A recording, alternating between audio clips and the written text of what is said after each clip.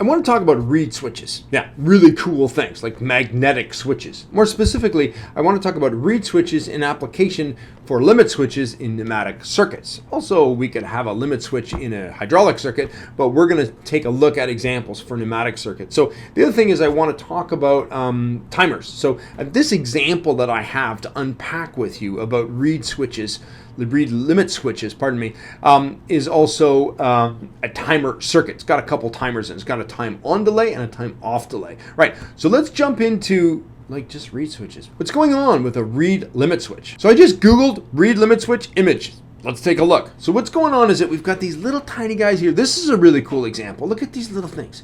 There's a little tiny magnetic switch in here. Now a reed switch, the principle of a reed switch is that if you have a magnetic field, the contacts are affected by a pneumatic field, and when you put the contacts in the presence of a magnetic field, they change their state. They either become open or closed. And that's all about actually, it's just simply a magnetic field changing the state of the switch. So as opposed to something physically hitting a limit switch and moving it, then you're just saying, okay, well, let's put a magnet on whatever it is that's opening and closing. Let's say a door. Yeah, you can put a magnet on a door, and you've seen those possibly in maybe older buildings where there's like this little box up on the door. Dude, that's a reed switch. What's going on is that there's a magnet on the door, and actually the box is on the door jamb, right? And when the door closes, they meet, and the magnet in there changes the state of the switch inside. It's a reed switch. So when we talk about reed switches in pneumatic cylinders, well, you know, there's this little kind of tiny switch that you can see here, these images here, this little tiny thing here, and these are a little larger reed switches. That one looks a little larger. I think that cylinder is really small. Here's an image of lots of different kinds of reed switches. What's going on is that there's one right on a cylinder. That's a cool one. So these reed switches interact with a magnet that's on the cylinder. But wait a second, there's no magnet on a pneumatic cylinder, is there? Actually, if you know you're going to use a reed switch, then you order a cylinder with a magnet in the piston. And there is a picture here somewhere of a magnet in the piston. Where'd it go? Here, strong magnetic. Okay, there you go. You put a magnet right inside there in the piston. Now let me tell you about stainless steel. Stainless steel is pretty cool. Maybe you didn't know this, but depending on the type of stainless steel you have, stainless steel does not deal with magnetic fields. It's like, yeah, whatever. It's like plastics. Magnetic fields can go right through stainless steel. Not affected at all by a magnetic field. So this guy here, this cylinder, is made of stainless steel. There's a piston inside here. The piston, actually don't know if the piston has a magnet on it because I didn't order this cylinder specifically with one, but it might have one. I don't know. So I have to look up the code. So, or the order form where I ordered this thing. So what's going on is that the piston in here may or may not have a magnet on it. And if that's true, if I put a reed switch right here and this cylinder retracted all the way, it would change the state of the switch. I could also put a switch here, right? And this could extend all the way and it would change the state. I could also put a switch somewhere along the way. Let's say I was using this cylinder as a clamp in a clamping operation. Let's say I was capping bottles with it, okay? So my cylinder comes down. Let's get a smaller one to cap bottles, right? Cylinder comes down, bam, caps bottle, caps bottle, caps bottle. Now, we know that's a clamping operation. The cylinder will not extend all the way.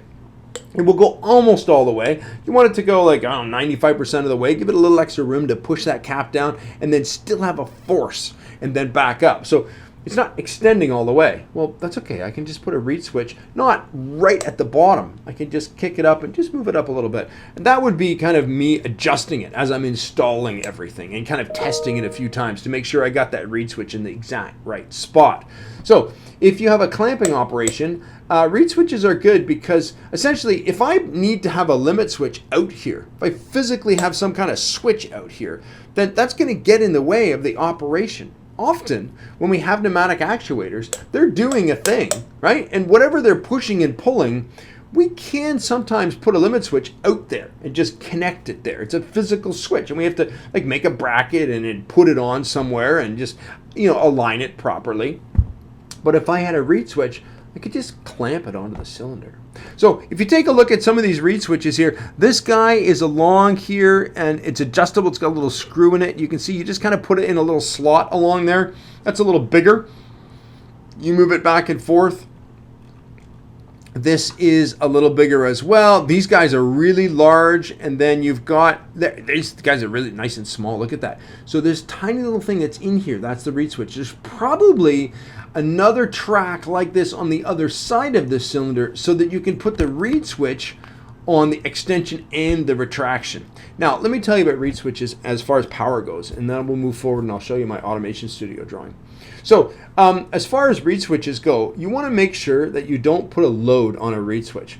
They can handle just milliamps, maybe 20, maybe 40 milliamps max, right? They're not designed for a lot of current. So if you want to run a light with them, or even a buzzer or something that has really low power to it, even with that, you want to run a relay to it. So you want to drive a relay with your reed limit switch, and then take the contacts from that relay and then turn lights on and off and stuff. But maybe a larger limit switch, you can maybe put an amp through it or half an amp through it and it's okay. But reed switches are really very sensitive to current. So make sure you keep that in mind when you're applying that in application. Drive a relay with them directly. Okay, good. Let's move forward and take a look at my Automation Studio drawing. So here we are. What I did is I told you that I've got timers in here, and I want to talk about timers. I've got an on delay and an off delay timer. So this is kind of like an add-on to the concept of a reed limit switch in here. But so let me just show you what this circuit does, and we'll watch it go and see what the timers do. I'm going to press play over here. Now the weird thing is, hold on, let me just name this guy. This is going to be limit switch A plus L1. Sorry, it's going to be B. It's going to be A plus. There we go. Sorry, there we go. So now that's working. Good. So now what's going on here? Let's just take a look at it before I press play. I'm gonna press start. This will energize. The cylinder will go out. Once it goes, let me just show you about the operation. If I press play, the cylinder goes out. It waits a certain amount of time. It comes back. It goes out. It waits a certain amount of time. Then cylinder B goes out. Then cylinder B retracts immediately, but as soon as it starts to retract, a timer starts to count for 2 seconds, and a light actually turns off 2 seconds after the limit switch, after cylinder B leaves the limit switch. So cylinder B extends, here we go, cylinder B extends, a light comes on. As long as cylinder B is extended, that light will stay on forever. As soon as cylinder B starts to retract, then 2 seconds later, then a count starts, and 2 seconds later the light turns off. That's an off delay timer. So my first timer is an on delay timer. Cylinder A extends, right, and then starts to count 2 seconds. Once it counts 2 seconds, cylinder B extends. Actually, let's call this my clamping cylinder. My capping cylinder. So here we go. I've got a capping process, putting a cap on. So cylinder A extends, puts cap on. Actually, that's not pretty good because it goes out and back. No, cylinder B will be the capping, because that makes sense, because cylinder B does this. It goes out and comes back again. So that can be my capping process. Here we go. This grabs onto, say, a bottle. Okay, so it extends. Cylinder A extends. Grabs onto a bottle, waits 2 seconds for some reason. Maybe something else has to happen. Maybe some other cylinder. Maybe there's a swing arm that moves around, or some other thing has to happen during that 2 seconds. So this extends, and then something else happens. Waits 2 seconds. Once that 2 seconds happens, this guy extends. As soon as it extends, the light comes on, because I'm using an off delay. That first one was an on delay. It goes out, on delay, 2 seconds later, this guy extends. Now, as soon as it extends, it retracts. As soon as it extends, a timer energizes. It's an off delay timer. A light comes on because it's a normally open contact. It's normally open, time open contact.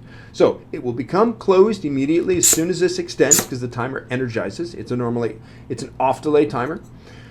Then what's going to happen is that as soon as this retracts, that timer will start to count.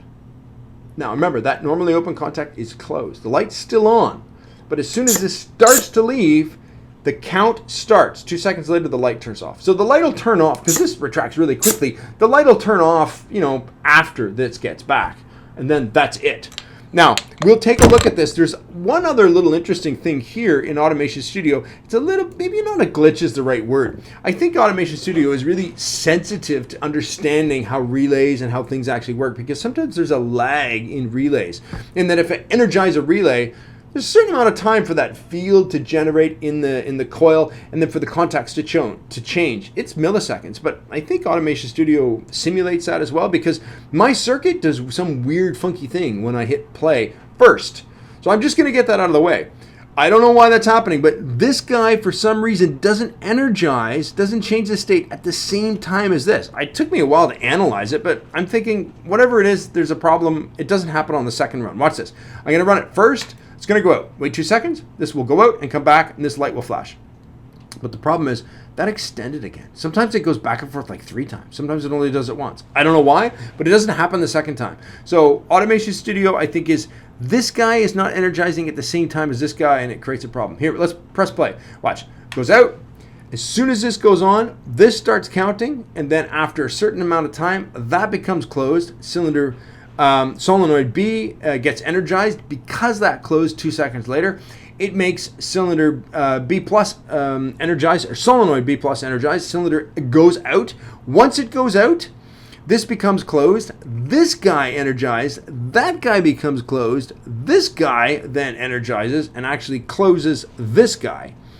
So what's going on here is that this timer also starts to count. No, it doesn't start to count. As soon as this goes out, this closes, the timer energizes, and this contact becomes closed because it's a time off delay. So as soon as this energizes, this becomes closed, and once this starts to retract, this guy starts counting, and 2 seconds later that becomes open. So the light comes on. So let's watch that in slow motion. Okay, good. So I'll do this, I'll press play, and I'll go slow motion after the timer. Okay, good. So now that not retracted. Now watch this. See, now this guy will stay closed for a little while, and then he will open because it's counting 2 seconds after it left here. Let's see if we can do that again in step by step. Okay, here we go. So I'm extending. The time is, when you do slow motion, the time is pretty slow. I mean, it's doubling the 2 seconds. But here we go. So I'm going to hit step by step once B starts to extend. There we go. Now, watch this. I'm actually going to pause it. What's just happened is, that became closed, this energized, move the spool, this starts to extend. My limit B minus is, see, this is kind of funny. This guy should be open, so it's a little slow. This guy should be open. Maybe it's because I have it in slow motion mode. This should be open right now, but it's not. But that's okay. Whatever. This is not energizing, so it's okay. Well, the reason it's not energizing is this because this is open. But let's just move forward. As I go step by step, and I'll hit pause again. Step by step. Okay, I'm just going to go step by step, pause, and you can see this is going to extend. Now, once it extends, this is going to become closed. That will energize, and this will become closed immediately. It won't start counting until this leaves. Okay, here we go. Step by step, pause. One more step by step, pause. Okay, I'm paused it. Now, good. That's out. Now, this hasn't become closed yet. Step by step, pause. Okay, step by step, pause. Okay, excellent. Now we've got it. This guy's become closed. This guy will energize momentarily once I do the next step, and then you watch this. It will close as soon as that will energize, and that will close at the same time. Step by step, pause. One more step, pause, step, pause, step, pause, step, pause. Come on, let's go. Slow motion, pause. Silly. Okay. Now, there, that happened. Okay, good. So we've caught it. What just happened was that energized. This became closed immediately, and you will see this light come on a couple steps later. And then also, because this guy became closed, that energized, this will actually, my R2, right, it will de-energize solenoid B plus. Right, okay, here we go. This guy is energized. This will become open, and B plus will de-energize. Here we go. Step. And then pause. Step. Pause. There we go. So now what's going on here is that that's starting to leave. And we'll wait until it fully leaves the limit switch. I'm just step, pause, step, pause. This is actually really it's important to be able to do that step pause, because then sometimes you have errors in your circuit, and then that really helps you go, oh, I see this guy's not energizing at the same time, or there's my conflict, or whatever. So here we go. What's going on is that this is still closed, but this is starting to count because this is left. So the count started now because this is left here, and this is de-energized. But the problem is, see, we don't see this become open yet. Let me just do step, pause, step, pause, step, pause, step, pause. And we'll see that has become open. Now that's starting to count. And then I'm just going to press normal speed. 2 seconds later, this will become open, and that will de-energize. And as soon as this comes home, actually, this will come home first. Then this will start to retract.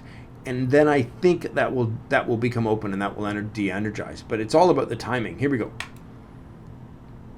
Yeah, so that came home, and then that opened. There you go. So we'll just run it one more time in fast speed. Okay, that goes out, waits 2 seconds. This will go back and forth. That light comes on, stays on for another couple seconds, and there you go. So that is a great example of a reed switch, but I haven't put the reed switch in. What happened? Yeah, let me do that. So I just want to talk about timer, right? I just want to talk about timing. So now, here's the reed switch concept. This is a limit switch. It's a physical thing that's sticking out in space somewhere. Guess what? Delete. Okay, it's gone. Now we can see that the tag here disappeared. Let's get a reed switch. So where you find reed switches, I'll walk you through that. Go to pneumatic for reed switches. Then go to sensors, open up sensors. And actually, if you just click on the main sensors or other, you will see the reed switch. And you can see it says magnetic here.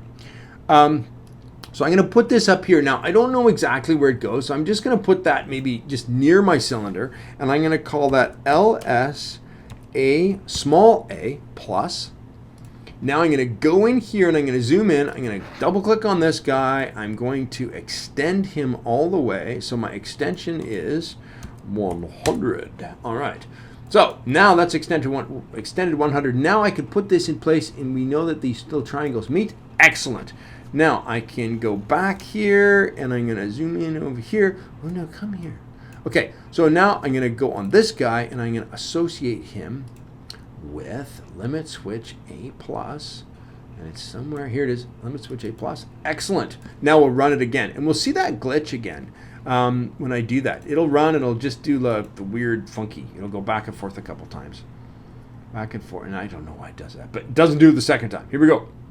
Press play, it extends, and then it waits a certain amount of time, that extends, that retracts, blah, blah, blah. So it's working. So this guy over here is a reed switch. Yeah, really cool little thing. So hope you enjoyed that. Hope you know a little bit more about reed switches, and they're so cool. They're just magnetic. So cool. And then how to use that in Automation Studio. And it was nice, I think, to go over those timers and understand the time on and the time off delay. I think that's it. Yeah. Okay, bye.